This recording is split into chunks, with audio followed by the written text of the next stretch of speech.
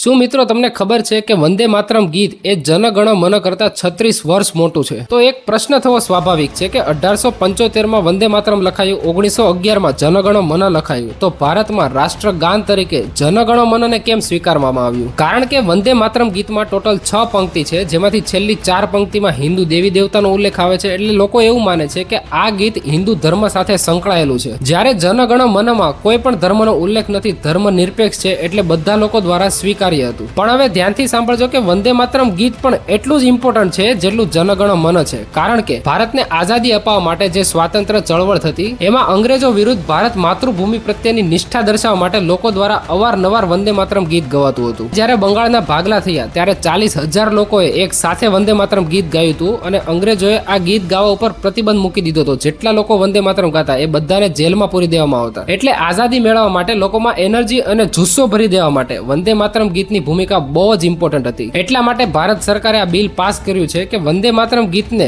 રાષ્ટ્રગાન જેટલો જ કાનૂની દરજ્જો મળે. એટલે જ 150 વર્ષમાં પહેલી વાર લાલ કિલ્લા ઉપરથી આખું વંદે માતરમ ગીત ગાવામાં આવ્યું છે.